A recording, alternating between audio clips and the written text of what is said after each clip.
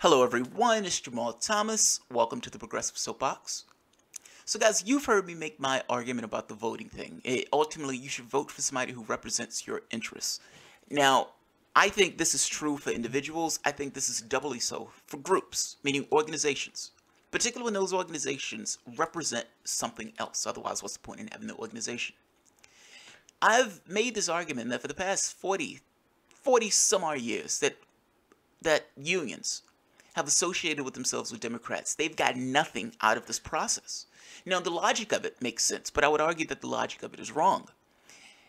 Between dealing with somebody who's openly hostile towards you, meaning a Republican Party, versus another party that is apathetic towards you, you choose apathy.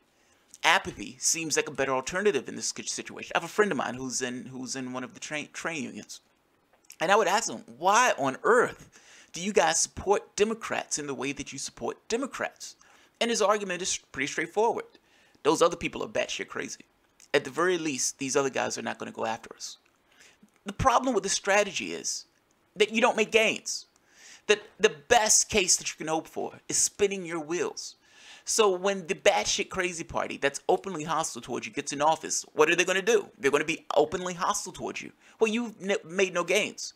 So they're only making gains at that point, meaning they're going to decimate you. You've been decapitated all throughout the United States, meaning the strength of unions has been decapitated throughout the United States. And yet, they still hitch their wheels or hitch their wagons to the Democratic star. Here's a question. If the party that you're affiliated with is not actually out there voting for you and stomping for you, if the party that you're affiliated with is continuously telling you you have nowhere else to go, you're effectively in a politicized, abusive relationship, and you continuously stay in that abusive relationship because he tells you you have nowhere else to go. It's a cruel world out there. The other guys are going to be worse. You have nowhere else to go. You might as well just stay with me. This is the argument of the abuser, constantly, regardless of the medium. This is the argument of the abuser. And this is the argument that labor has agreed with. In the Chicago race, there's a race in Chicago, Illinois, where one of the candidates, a Democratic candidate, who's running with union support, is against $15 minimum wage. Now, this wouldn't be such a big deal if the union wasn't in full-throated support, if this wasn't one of the union's core issues, a $15 minimum wage. But it is one of the union's core issues. And in this case, they're willing to chuck this in order to give their support to the person who's not in favor of that $15 minimum wage. When Bernie Sanders was running against Hillary Clinton, and Hillary Clinton was able to marshal all of this union support, people were like, what? How are you marshaling union support? Between the two candidates, it's very clear on who's a friend to labor, and it's very clear who's not. They supported the person who wasn't. You did have some groups that supported Sanders, but I'm saying the majority supported the person who wasn't. What did that get you? What did that get you? That got you Donald Trump in office. Let's take a look at this. I find this to be amazing. And when you're looking at all of the things and all of the reasons why labor has been decapitated over the course of these years, I got to be honest. Right here, you're supporting something that in no way is in your best interest. Obama gets in the office. You pushed and bitched and moaned and tried to get this man in office. And when he gets in office, one of your main things that you wanted was, we helped you. Are you going to help us? Are you going to make it easier to form unions in this country? Are you going to protect unions in this country? Are you going to pass the Employee Free Choice Act, meaning making it easier for people to form unions? That answer was no. Not only was the answer no, Obama doubled down on the NAFTA because NAFTA wasn't bad enough and went with this idea of the Trans-Pacific Partnership, decapitated unions or labor that much more. Decapitating it that much more. If you thought NAFTA was bad, if you thought part of the reason that Hillary Clinton lost in places like Wisconsin, Pennsylvania, and Ohio was because of her support or her husband's support of NAFTA and these trade deals, and her being this kind of free trade hawk herself, the reason why these people are against it, because they understand something that's fundamental. These trade deals are not trade deals in the sense of equitable trade between nations. Ultimately, these things are corporate giveaways. These are corporate handouts that have been used as a way to attack and beat labor over the head. the TPP was going to be an extension of NAFTA in this, just a more gross and over-the-top form of this. So A, we're going to help you get elected. B, not only are we not going to pass the Employee Free Choice Act, we're going to put in policy that's going to make it your life that much more difficult and make it that much more, or conditions that much more adverse to labor in this country. And now this guy, and this is not the only guy, is against the $15 minimum wage. And mind you, Hillary Clinton was against the $15 minimum wage. She was shamed into taking a position that was increasing the minimum wage, but for all intents and purposes, she was against it. That did not stop her from getting union support. And in the same way that this particular guy has key union support in the state, the person is not for the minimum wage. Why are you consistently supporting somebody who's not in your best interest? That's the question. And at what point will the support automatically transfer into your best interest? What transmutation, what political transmutation is going to take place that you're going to receive, or you're going to give this person your vote when they're not taking your position? Think about that. I know you're not taking the position. I know you don't agree with our core values on this, but you're still getting my support nonetheless. At what point, where's the political transmutation where that non-support and getting your vote translates into support somewhere down the line? Your strength here, and the point I'm trying to make, and I may be making it inelegantly, but the point I'm trying to make is you should not support anybody who doesn't represent your interests. And the last thing, as a union, you should be throwing your support behind is somebody who is not on board for the policies that you yourself espouse. I'm not saying going for each and every policy down the line. Fair enough, that you can't necessarily expect that. But a core issue, like $15 an hour minimum wage, a core, fundamental issue. Part of the reason for being in a union in the first place is to increase wages.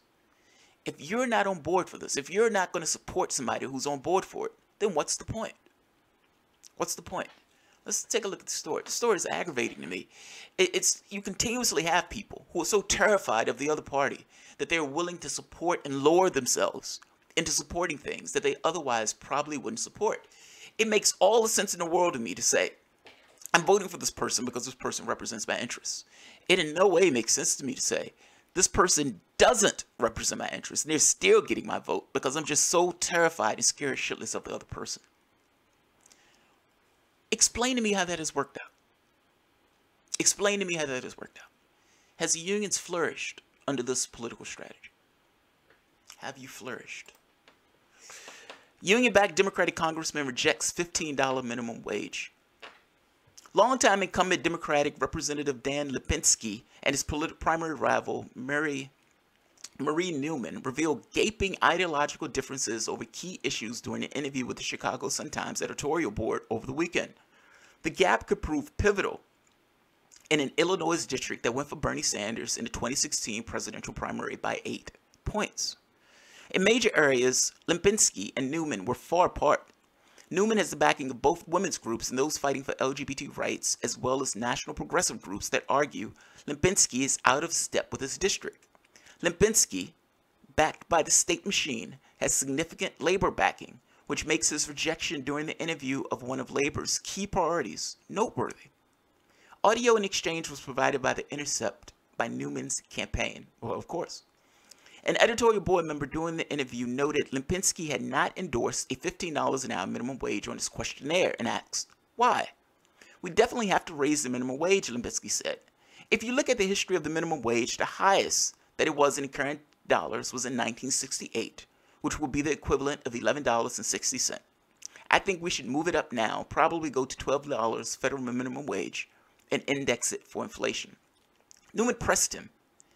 May I ask the congressman something? So how would you propose a family, let's say even 2 kids, when both parents make, let's call it $12 an hour? How would you propose that they live off of that, she said. Well, I think you have to look at the whole picture of our federal minimum wage right now, $7.25. It needs to be raised. We have to look at the impact that that's going to have. Yeah, you also have to look at the impact it's going to have on actual regular human beings. You have to look at the impact it's going to have on human beings. The argument that right-wingers often make is, well, those people are going to lose their jobs. that money gets dumped right back into the community. It is true that you may have somebody who's on the margins that may lose their jobs, but people hire employees not because of a social need or a social impact. They hire it because they want to make money off of that particular employee. I'm hiring this guy because I can make a profit off of hiring this guy. I'm not hiring this guy just for shits and giggles. Meaning that if more money is dumped into the economy and you create more need just from the money that's being dumped into the economy because people at the bottom have more money to spend, you will create additional jobs. You will create additional revenue in the society itself. Putting money in the hands of plutocrats doesn't really stimulate your economy. They put that money in the bank. Their disposable income, the amount of money they're spending is already the money that they're going to spend. They're not going to hire somebody just for the sake of hiring somebody. They're hiring somebody because they need the person to fill a need. The argument here and the reason why people say up to $15 an hour, there's two reasons. One, because the individual itself. If you are a human being, you're born into society and you're doing any job, you should have the capacity to feed yourself and your family. You shouldn't go hungry. $15 an hour seems like the bare minimum for something like that. And two, the societal benefit. You're dumping revenue, you're dumping money directly into the society itself. You're giving an infusion of that money, of cash, into the bottom of society, which floats up. I guarantee you, peeing down, this trickle-down economics thing, not so much. But the idea that when money is in the economy, people spend that money directly because those people are barely making ends meet as is. These people are on the hamster wheel.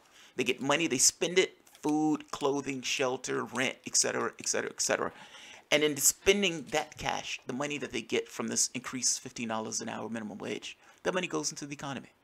That money is used. That money doesn't just evaporate. That money is being used onto goods and services. And those goods and services that are being used, those people will eventually hire additional people. The social impact of this, they try to make this more of what it is. The social impact of this is not this insane thing where millions of people are going to lose their jobs and everything. This stuff is insane. That's political talking points. They just don't want to do it because it adversely affects the people who put them in that office or the people who are paying them to be in that office. I remember reading an article, they were talking about Obama, and the thing came up about the Employee Free Choice Act. The reason why this came up, they were talking bad about it. They didn't like this idea. They were plutocrats. They hated this idea that Obama may allow people to form unions because unions tend to fight for higher wages. They tend to fight for higher wages. The reason they oppose this is they don't like this idea of collective bargaining. They like this idea of the plutocrat having all of the power in that particular exchange. Particularly when a job can be shipped overseas or when a job can be automated, it puts more pressure on the workers to accept worsening conditions. It is weird to me that one of the unions that just so happened to survive this onslaught that's taken place with the unions is willing to capitulate and say, we're willing to support a candidate who's not on board with our core main issue. Let's keep going.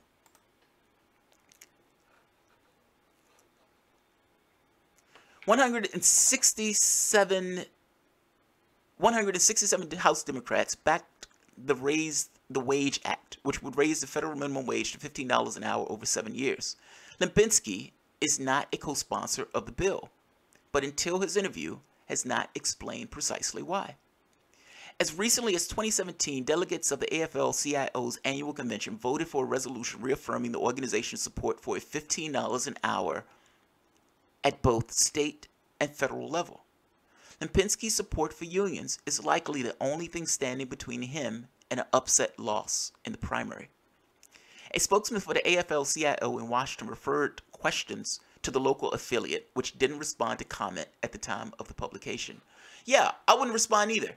Hey, you're supposed to be a union, yes. You're supposed to be fighting for increasing minimum wage and worker rights and everything else. Yes, that's what we do. We're unions. That's exactly what we do.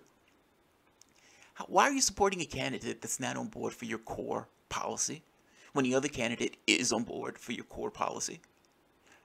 Yeah, we're going to have to refer that back to later. We're going to have to get back with you on that. It's amazing. Lipinski inherited his seat from his father.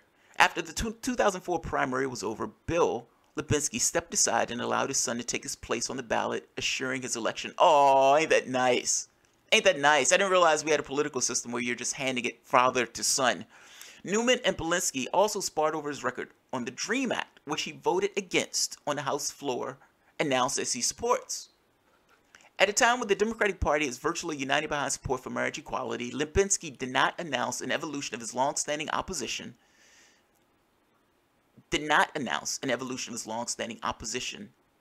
marriage equality, but did highlight some of the votes he'd taken on behalf of gay rights. That's amazing. Newman's pressed him on his support for the First Amendment Defense Act, which would allow people to cite religion in order to discriminate against members of the LGBTQ community. I'm going to put the article at the bottom so you can read this stuff yourself. This is another one. On the question of abortion, Lipinski didn't waver from his long-standing opposition. On abortion, I am pro-life. Science shows us that life begins at conception, and that is a value, I think. As a Democrat who believes that government has a role in protecting those who are vulnerable, that we should protect. So, Labor, just to be very clear on this, Labor is supporting somebody who's against abortion, meaning is a pro-life guy, believes that life begins at abortion, meaning these zygotes. I mean, yes, if I pick a dead skin cell off, or the skin cell, that skin cell is technically alive. Is that a baby with as much rights as the mother himself? No. No. So, yes, against pro-life. They're backing the candidate who's against gay rights. And they're backing the candidate who's against a $15 minimum wage. They're essentially backing conservative, a liberal Republican. That's who they're supporting, a liberal Republican. And you wonder why Labor is in dire straits. You wonder why Labor is in dire straits. They have a candidate in the race who's supporting their particular positions. Instead of supporting the guy who's supporting their positions, they're going for this guy. The pro-lifer.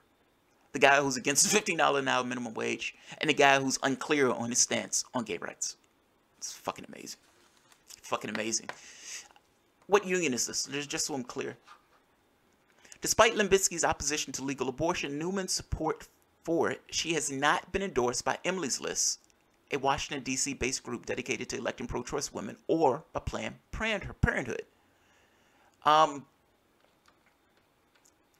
Look, when I make this point that you should vote for people who are representing your interests, if labor unions honestly believe that the person who's against their core value of this $15 minimum wage and is against, I would argue at this point, just normal American values, this idea of supporting abortion rights, this idea of supporting LGBTQ community, if they're supporting somebody who's against those things, is it any wonder that unions are in the dire straits that they are now?